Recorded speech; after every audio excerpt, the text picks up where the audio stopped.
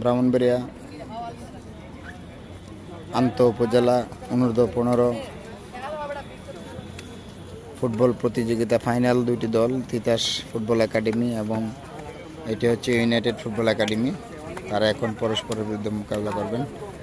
আর আমাদের আজকে রেফারি হচ্ছে এস.এম. ফকরিয়া স্যার এবং মহিমিনুল ইসলাম এবং রাকিবুল ইসলাম হাশিম। দারুণ একটি ফাইনাল ম্যাচ হবে আশা করছি।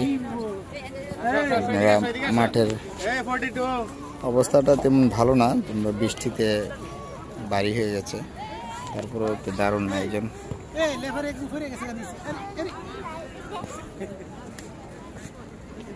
আমরা দেখতে পাচ্ছি জেলা স্টেডিয়াম।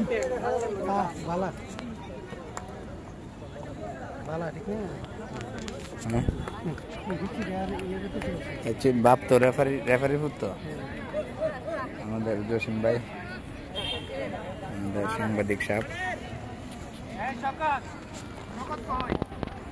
আশা করছি ভালো একটা খেলা উপহার দিব উভয় দল।